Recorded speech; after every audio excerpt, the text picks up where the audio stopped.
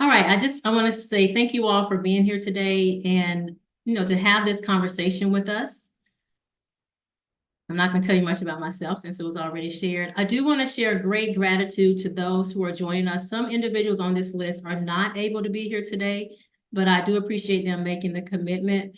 Want to say special thanks to our caregivers that are here, Ms. Keisha Dixon with us.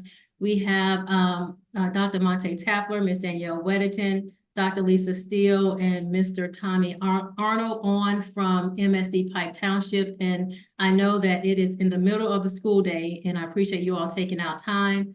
Ms. Erin Naylor is unable to be with us today, but she did send something that, if time permits, I would like to read to the group. And just thank you to all of the GSI staff, family, and friends that are on with us today. And I do have two staff members, Saba Naima and Renee, that are here with us as well. So what I'm going to do, and what I've committed to do in 7 minutes or less, is just to give some background, and then we're going to open up the floor to have a conversation. And so I'm going to provide an overview of Girl STEM Institute and all of our programs. And then I'm calling this conversation an impact, vision, and hope, because from this, I really want our community partners to talk about the impact this partnership has had upon them and those that they serve. And then for everyone, what vision and hopes do you have for the work that we are doing? Girl STEM Institute, I started this work in 2013. It's not work that I do alone. I've always had committed friends and staff and family beside me. Our mission is listed here. We really want to empower girls of color to be leaders, innovators, that can bring about change and understand that STEM is something that they can use in their personal lives as well as for their community. We also we have some key elements that if you look at any of the research, we have some key elements that we really build upon in the work that we do through Girl STEM in all of our programs. And that is, we use a socially transformative curriculum framework, meaning that we want our scholars to know how the content relates to humankind in general. How does it relate to them? How does it help them understand different systems of oppression? And then what does it help them to do to critique those systems, or what can they do, what they learn to bring about change in their personal lives and in their community? We also know that it's important to create a very caring and loving environment. So having the scholars and their caregivers in a space where they can be their full selves, that they don't have to be shaped into a different mode, but they can bring who they are fully into the space, that the value that they bring into that, the knowledge that they bring into that space is valued, their experiences are valued, and that they're centered in what we do. And also the importance of partnerships, which it did my heart so, my heart is full to the amount of yeses that I got when I put out an invitation to join us today on this call. And so the importance of building those partnerships with schools, with communities, with our caregivers, and that is central to the work that we do. I'm quickly going to put this slide up. If you, two of the key elements that I talked about, there are two specific equity by design resources here. At IUND, Girl STEM Institute is situated in the School of Ed within the Great Lakes Equity Center. And these are two resources that are from the Great Lakes Equity Center. You can scan that QR code and go to their website. But these are some resources about some of the programs that I'm talking about today, as well as more about the socially transformative framework that we take towards our curriculum. And so I'm going to talk through 5 programs, and I'm going to give you like a preview, but I can't give you a whole lot of information about a 6th program. In 2021, 2022, we received funding from IDOE, and we officially started the Girls and Guys STEM Institute program. And this program is an after-school predominantly an after-school program for scholars in grades 3 through 8. We do an interdisciplinary approach to STEM as well as literacy. And we have partnered with MSD Pike, the Path School, and Global Prep for this work. And we have representation, strong representation from MSD Pike today to talk about their experience.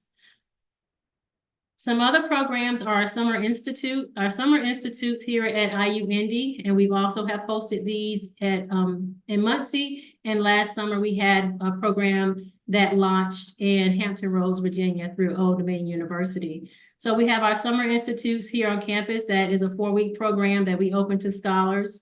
We also have its Playtime Robotics program going on now, where we're really engaging with scholars in grades 3 to 12 around computational thinking. And I'm giving y'all short versions of this.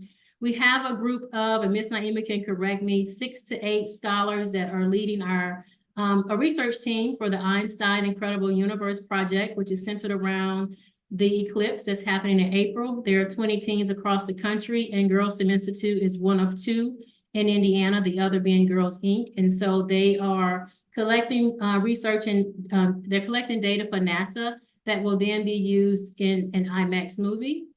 They will be on campus tomorrow doing a solar observation. And then we have a program that I would love to see relaunched again, along with Girls and Guys STEM, the Family, Fostering and Maximizing Interdisciplinary Learning Year-Round, which is a program where we really center scholars learning alongside with their caregivers. And so it's not just we're working with the scholars, we're also bringing in the whole family and going through these learning experiences together, which was an extremely powerful experience to have that intergenerational knowledge come together was extremely powerful. So those are 5 projects that I can talk about in detail. Also, Ms. Dixon and I are in the process of conceptualizing and planning out another project that will really bring together the arts and STEM. And once we are able to talk more about what that project will look like, we will share it. So we're hoping that that program will launch sometime later this year. Just don't want to give a lot of details yet until we have everything in place. So just what I want to talk about now is impact. So today I want to have a conversation about impact, and I'm going to talk about impact from the numbers, and then I want to open the floor for our community partners to talk about impact through their words and experiences. So since 2013, as you can see, through our after-school programming, our Saturday programs, our summer programs, we have been able to impact over 957 scholars. 90% of those identify as scholars that are Black girls or boys. We have spanned 6 states. A lot of that happened during COVID when we had virtual programming and then the launch of a program in Virginia. So North Carolina, Virginia, Georgia, Indiana, Florida. I think I did 6. So if I did, it's on the map.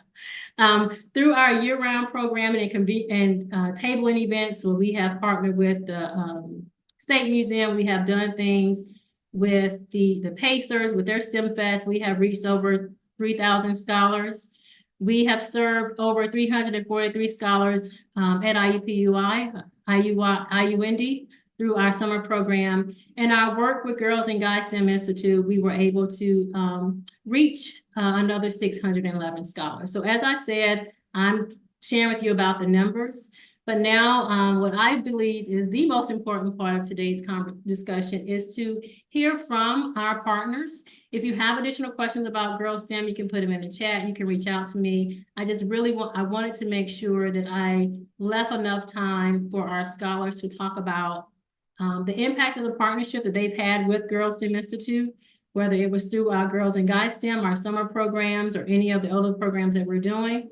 Once we have that conversation, just to talk about vision for the future and hopes for Girls STEM Institute. So she probably knows that I'm going to do this, so I'm going to do it anyway. I'll do it because she knows I'm going to do it. I'm going to start with a caregiver, Ms. Emma Sullivan, and just wanting you to talk about the impact of partnering with us.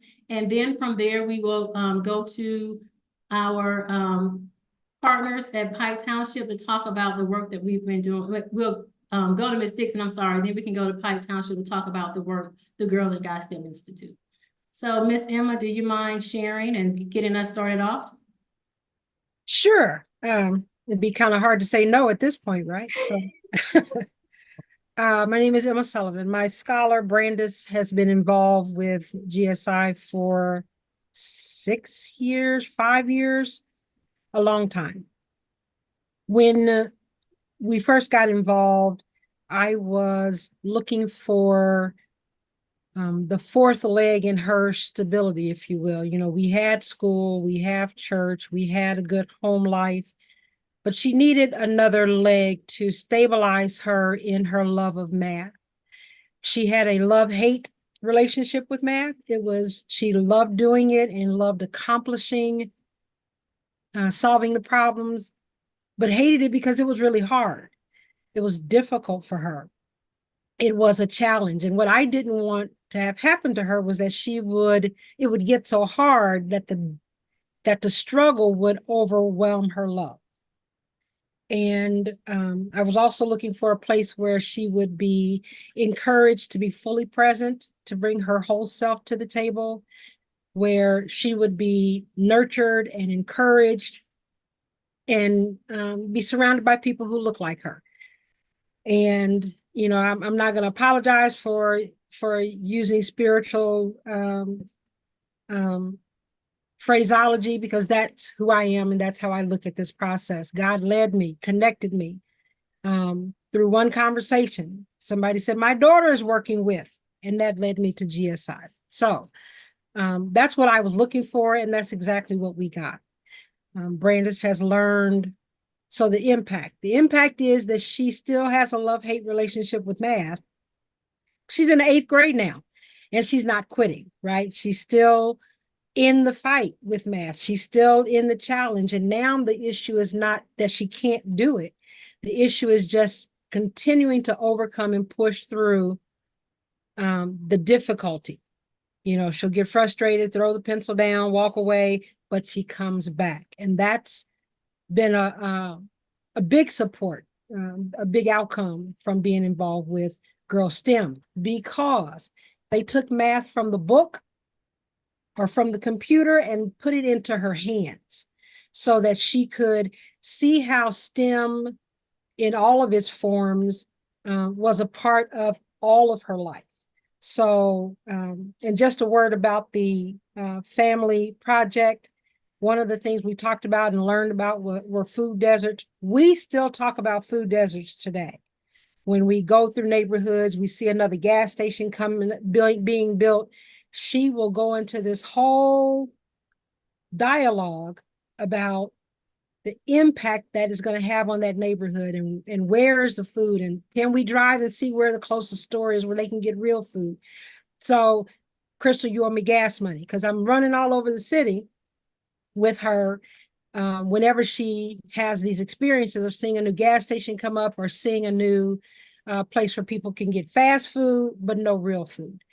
So that's a direct impact. She has learned to love her hair. She's learned to love her skin. She's learned to love her full Black girl self. And Girl STEM has been a big part of that, where she could be challenged, encouraged, loved on, appreciated, and pushed a little bit to take the next step forward. And that's exactly what I needed her to have.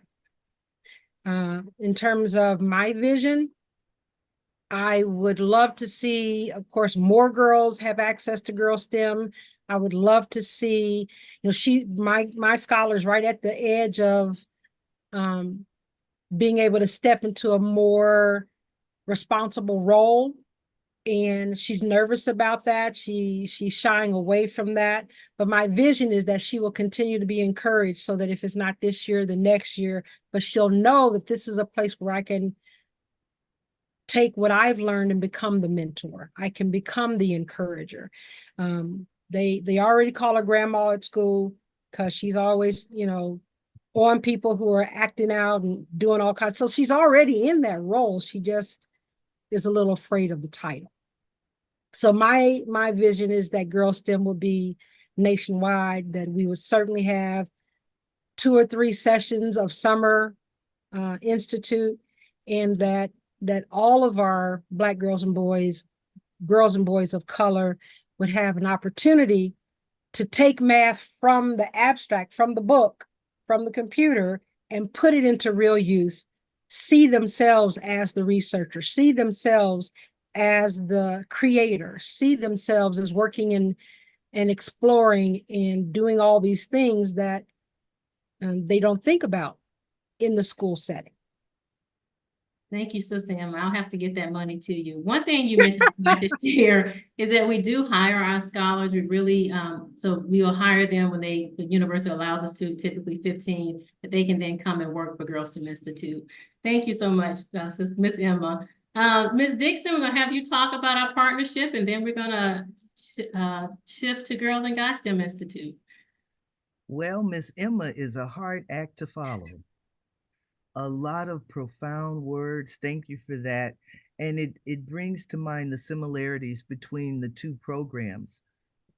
Dr. Morton reached out to Asante Children's Theater several years ago, looking for a teaching artist to come and augment the work that she was doing with GSI. So she and I had an opportunity to talk, and the more I heard about the program, the more impressed I was with it. And at that time, because of my work that I was doing with the National Association of Black Storytellers, STEM to STEAM was also of interest to me. So to be able to partner at teaching artists with her program was excited, and it was curious for me. So I called my friend Ronnie Stone, who was the founder of Epiphany Dance Collective, and talked to her about the program and would she be interested in bringing her expertise as a phenomenal dancer and well-crafted dancer to bring that and augment what Crystal was doing. And she did so. And what she did was to bring the roots of African dance and teach the girls the culture, introduce them to who they are through African dance and whose they were through African dance, helping them to understand the power of movement through music and teaching them about presence. All of this through an introduction to African dance. So now we are years later, and Ronnie is still a partner on this and still bringing her expertise to the program. I had an opportunity to witness the finale performances and to see these young girls exude with confidence. And some of them you knew were new to this process of dance, but yet they executed their moves with confidence because they know who they are and they're comfortable in their skin, much to what Miss Emma was talking about. They had the opportunity to be around instructors who look like them, and we know how powerful that is. They had the opportunity to be around other young ladies who look like them, and again, that adds to their experience. So the work that we have been able to do and accomplish together has really strengthened the partnership. Asante Children's Theater became Asante Art Institute, and the partnership is still there. And although I am the former executive director, I am proud to be able to say that I'll be working with Crystal, developing a new initiative that is going to benefit girls as well. So the similarities in the programs was cultural grounding. And then that was a strong point for me. But our vision, what I envision for this program is that it will expand and have far-reaching impact because Crystal is brilliant in being able to create these opportunities for young people to come and learn about who they are and these different models that she's come up with. I want to see them grow beyond even her expectation and that they are around for years to come. And any way that I could help support that, I'm here. Thank you, Ms. Dixon. I appreciate that. So we have about 12 minutes left. I'm kind of sad by that. But so now I want to go to our MSD pipe. So I know we have Ms. Weddington, Mr. Arnold, Dr. Steele, and Dr. Taplar on. I think that's who we have. Ms. Brody, if you're on, just make yourself known to talk about working with us with Girls and Guys STEM and just sharing what you would want to share in terms of the partnership, the impact, and what you would vision and hope moving forward. And you all can go in whatever order. You can have it's completely open. Well, if you all are okay, I'll kick it off. Is that okay? Yes. Okay. All right. Well, I'd say we were blessed with the opportunity to host the Girls and Boys STEM Institute in our building at Lincoln Middle School. We are a middle school of about close to 800 students. And when we started this program, we started this partnership, it was 2021, 2022, I believe, and we had just opened the school back up full live instruction. And so what a great opportunity this was for our kids to be involved in something extracurricular. We're still trying to teach kids how to come back into school.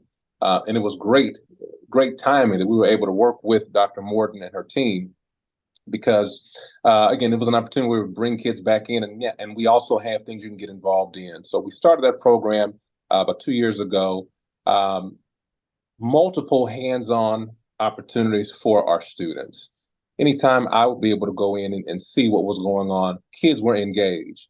And that, if you're in education, that can be a challenge to try to find out, how can I keep kids invested? How can I keep kids engaged? And anytime I went in to see what was going on or to observe, kids were certainly engaged. They learned how to make things. They learned a bit about engineering, aviation. I think that the really cool thing about it is they were learning how to create something. And it was something that was productive. They learned how to make things that they could actually do as a full-time career. There were, and I think about just our exceptional learners too. We had some exceptional learners in that program. And I guess I'd say I have a personal investment as a parent of students who were involved in the Girls and Boys STEM Institute. It was great to see all of our students that participated, especially my own children, learn about gifts they maybe hadn't thought they had, or tapping into some skills that they maybe hadn't thought of or hadn't developed. And that was able to happen through this particular program. I'm glad our kids were able to be a part of it. And again, all of our students that were participants, I'm glad all of them were able to take part in this adventure. Even doing the summer extension, that was a blessing, because now students who may not have been able to participate in the STEM Institute during the school year, now you've got that opportunity over the summer. And again, it was another opportunity for them to be able to learn how to create, how to think, and also work with and see people that look like them working in these same atmospheres. I know, especially for our girls, when we look at the math science piece, it's good for our students to be able to be encouraged in those areas, to know, yeah, you can do this. And it's also good for them to be able to see people that do look like them, as has been mentioned before already. It's good to be able to see that at times, so they know, this is possible. And I'm seeing particular individuals doing things that, again, I never even thought I could do, but it's inspiring. It's something I would say it would be great to have this back in Pike Township. I'd love to have that opportunity for our students, because sometimes they're limited in access, in terms of access points. And we want to be able to provide as much as we can. But I'd say the time that we were able to have together working and facilitating this program, it was rich. I really appreciate Mrs. Danielle Weddington, who's online right now too. She and an additional team of staff too that chose to work and serve in this capacity during the school year and even after school. It just really gave an opportunity for our kids, an exposure, if anything. And that's a big thing for us, is to expose our kids to different ideas, different opportunities. And they were able to do that through this program. So I hope that we're able to have that in the future. I am too. We're working on that funding. Yeah. I will go next. Good afternoon, everyone. My name is Lisa Steele, and I proudly serve as the principal at Fishback Creek Public Academy in Pike Township. And Fishback Creek had the pleasure of partnering with IUPUI to provide the Girls and Guys STEM Club for approximately 70 scholars in grades 3 through 5. And so this took place last year from November 2022 until March 2023. And so this after-school program consisted of different individuals who volunteered to conduct STEM projects such as building coding robots, engineering, and also building towers using index cards, various types of STEM activities. Our students absolutely loved it. And what was really great about it was, thanks to this partnership, we were able to attract many teachers who were willing and available to give some of their time after school to support our scholars in STEM-related activities and content. And this is remarkable because this gave our students an opportunity to see our teachers in a different light. they were exposed to STEM activities, and more importantly, they were exposed to STEM careers. So they were able to see it in order to be it. And so I think that that is very profound and very impactful. And what I loved about it is I would get feedback from both the scholars and the teachers on a regular basis. They were excited and they looked forward to meeting every week. I am so grateful for Dr. Morton and Ms. Barlow for this partnership. They were very responsive and easy to partner with. And as a school who is always looking for ways and opportunities to integrate STEM in our everyday lives, we are hoping, as Dr. Taplar said, we are hoping to be able to partner in the near future to do more STEM-oriented and STEM-related activities. Now, one of the teachers who was, to me, probably the most excited about the program and kept asking me at the beginning of the year, this year, Dr. Steele, are we going to get it again? Are we going to get it again? Are we going to get it again? When Dr. Morton reached out to me, I was like, I have to get Mr. Arnold on this panel because he really loved serving in this capacity. And he can also speak to the impact and the benefit that it had on our school. Thank you. So, Mr. Arnold, Ms. Weddington, you all can feel free to share. Thank you, I can go Dr. ahead. Steele. So going along with what Dr. Steele said, the impact this has had for our students has been beyond compare. It has been an incredible experience for every single one of them. Our students till today have been asking me, which is the reason why I kept going up to Dr. Steele, because they asked me, when is STEM going to start? When is STEM going to start? I was getting that from several of our students. They have been asking me till today, are we going to get STEM started? So I was actually very appreciative when I did hear back from Ms. Barlow inviting me to help with STEM for Pike during the summer, because the amount of joy that I had helping through the year and during summer school with STEM has been phenomenal. Being able to help students understand coding, especially when they were trying to understand how to work with the Sphero minis that we had. The collaboration that even from first grade through fifth grade, we're able to work together, like little kids and big kids working together, collaborating, being able to build, being able to code. You wouldn't think one day I had a group from IUPUI who came in to observe my class during the summer, and they were shocked to see first graders coding. They were shocked to see first graders helping the bigger kids and showing their understanding of what to do as they were building airplanes. And I just remember one of the guests actually came up to me and said, are they really just going into first grade? Because the amount of skills that they're showing is far above that age. And I was like, yeah, she's a first grader. And so I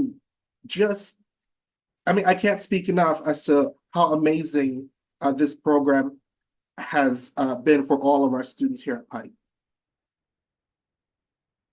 Thank you, Mr. Arnold, and thank you for always saying yes for the summer as well as academic year. Ms. Weddington, thank you for saying yes, always. Well, everything that's been said, I am in total agreement. I just want to point out that in over 25 years of education, I volunteered for a lot of programs, and sometimes I regret it because you get in there and it's too much work. But all I really had to bring to this program was my enthusiasm, because, you know, the curriculum was there and it was just very flexible. You know, if we were missing something or needed something, we would just call or ask. All the materials were provided.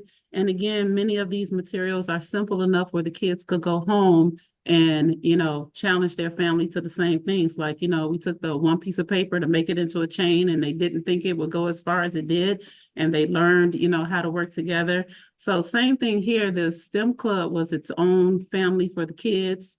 And they may not normally hang out together, but they knew in STEM club they worked together. So it was really great to see kids who maybe don't normally talk in class or have many other kids to connect with. They had their little STEM club group, so it was so adorable. Yeah, I think that's about it, because everything else I agree with, and it's already been said, but it's very fantastic. And same thing here at Lincoln, they've been asking and they really miss it. It really caught the kids who maybe weren't in band or weren't athletes, but still had something to offer, and showed a lot of personal growth with that. And even kids who were in other things, we were pretty flexible, like, okay, you can go to band on this day or go to band for the second hour of STEM. So yeah, it is very much missed here, I'll say. Thank you. We are hoping and working hard to get it back for the academic year. So I know Nori's on, and I know that I'm at my time. So I think now I think we have time for a few questions. I'm not sure. I'm gonna hand it back over to Nori or Steve. Yes, we do have some time for discussion and would invite that. And while you're thinking about if you'd like to unmute and say something or just raise your hand, there were a couple of comments, some great comments highlighting this wonderful work. And Dr. Barb Pierce from social work made a connection that the impact that this can have on mental health and wellness, how wonderful that is, and to provide that for students. And some hopes that you will expand so that students in other schools and communities would be able to have that. And I'm sure you'd love to have that opportunity, wouldn't you, Dr. Morton, to be able to have the funds to do that. So let's open it up. Who has a question or a comment or a potential connection? Does anybody else want to add anything? This is Emma Sullivan. I just wanted to say one other thing about the connection with mental health and confidence. My granddaughter, my scholar, Brandis, had some family drama before coming to me and carried the label of having anxiety disorder. So of course, finding a place where she was going to feel comfortable and safe was very important to me, and Girl STEM met that. But what happened at the end of Girl STEM and keeps growing is her confidence in her ability to be present in a room, to, so many kids today are having trouble with eye contact and being able to say who they are and say their names, even with icebreakers. They can't introduce themselves. They can't have a conversation because they're so busy with technology. And little bitty shy Brandis will now be the first.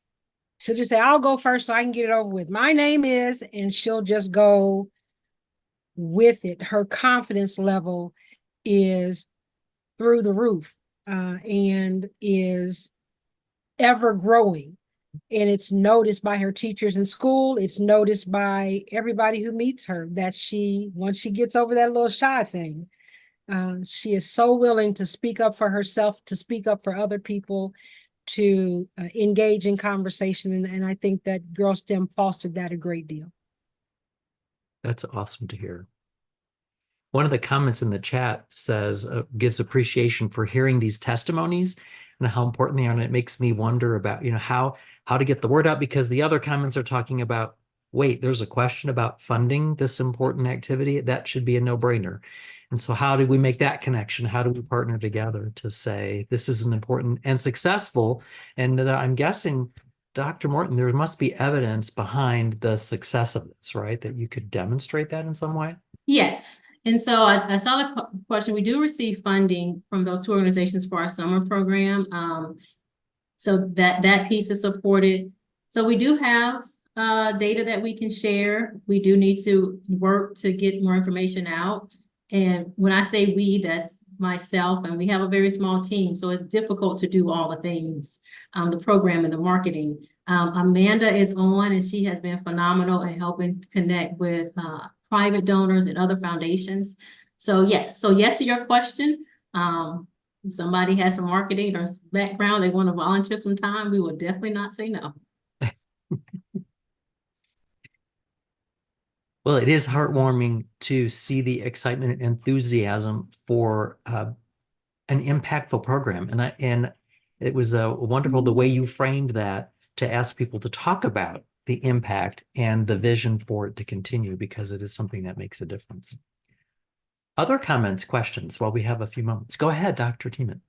Yeah, Crystal, I was wondering if you could speak. It's so clear that this approach to math or STEM is so fundamentally different than how we approach it in schools on an everyday basis. And I loved hearing Dr. Steele and Tommy talk about how well received it is at the school end. I wondered if you could just think, what needs to change so this is the way we treat students, this is the way we see them in content that sometimes is challenging. Just sort of your wish list of how schooling would change to do this as a regular thing, not a unique, odd, special thing.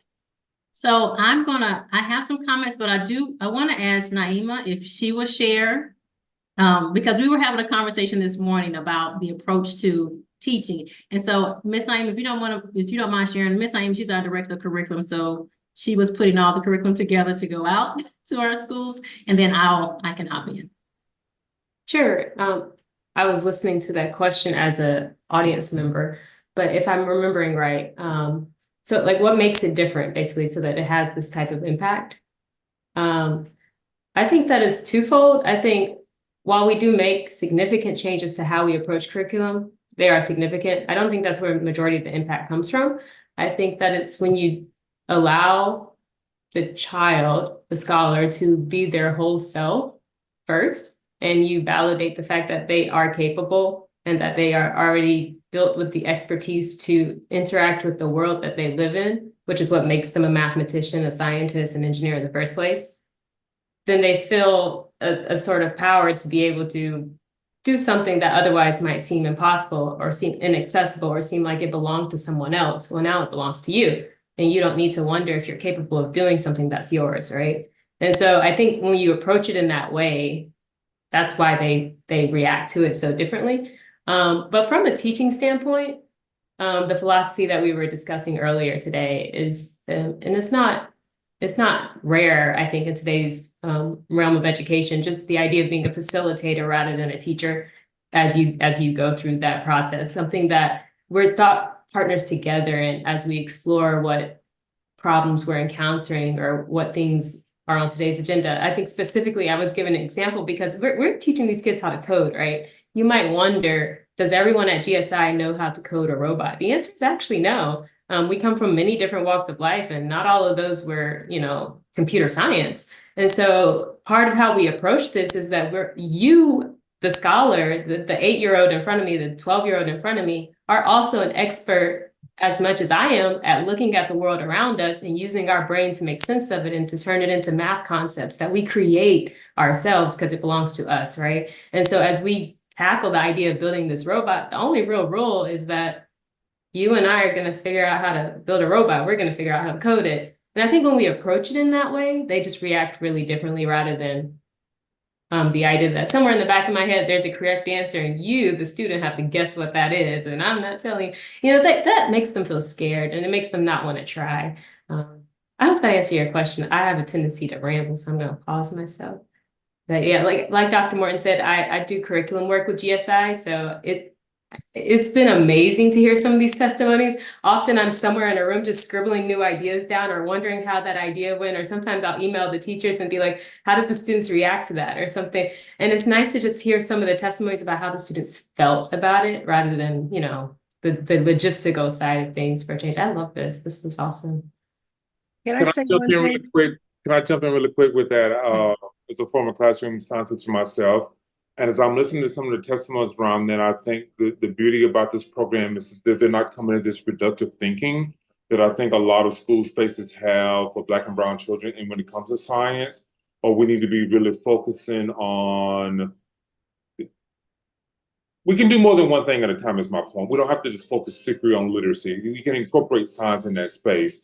So I think to answer your question, Anla, I just thinking about working in an urban school with working in an urban school with most of my students are Black and brown, and really giving them the confidence around being able to do science, one, and number two, having the courage to push back on administration. No offense to principals in the room, that we're going to do more than just focus on this one thing, because we can do more than one thing at a time, and we can integrate some of those things across multiple spaces and let the children see that you believe in them and that you're willing to stand up against administration, that we're going to do more than just this. This is just one thing and focus on this one thing.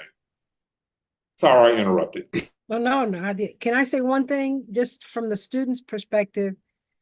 One of the differences is mastering fast failure. Failure of a project or a task or whatever it is, math on the paper in school results in the F, results in decreased hope, decreased feeling like that you can do it. Failing at Girl STEM was, okay, now let's look at why that failed. What do you think happened? And it just re-engages the thought process so that the child, the participant is able to evaluate the failure, and now let's do it again. Let's try it again. And even with the ending presentations that they do to everybody who comes, they may have something on the board that didn't quite work out, and they'll present like, yeah, and we tried this, and this is what we wanted to get. It didn't quite work, but this is what they were still excited about the fact that they had gone through the process of trying. Awesome. Well, Can I add one last comment or one comment? Just one comment. Go ahead, Doctor. Real quick. I just wanted to say for those who haven't experienced just being present when the young ladies are here, it's really thrilling to watch them sort of come together like a little village. They got this village thing. And it's a powerful thing that you don't see everywhere, and you definitely don't see it every day. And it's also a reminder that for Black people, we have a very, very, very, very long relationship with STEM, going back thousands and thousands of years. So among the other things that are so important that have been said, I'll join the chorus or join the choir in giving Dr. Morton praise for just publicly, for just being such a visionary and just bringing folks together. And of course, all of the laboring folks in the program who make this possible, changing lives, and I think in the most profound way.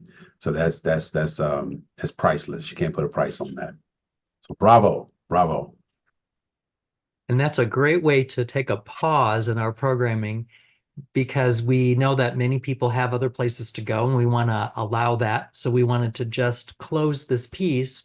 If people want to stay on once we officially end, that's great, and we can continue the conversation. But I hope that you'll take away a couple of things from this conversation about what an amazing opportunity. There's a lot of energy in this group today in this conversation about how should this continue, this whole idea, this concept. So take advantage of using the YouTube video and sharing this with others. We could all think together about how could we impact policy and decisions about this kind of work. We could do this together, and now we have something that is captured in a beautiful way. We could make that happen. So thank you to Dr. Morton, your incredible partners. We want to give you a big applause for doing this work and encourage you to keep doing it. And we'll pause there and to say, officially, this is over. Thank you all so much for coming. I'll stay on if someone else has. Yeah, questions. we're staying on. So if you want to continue the conversation, let's just do that. But thank you all for coming.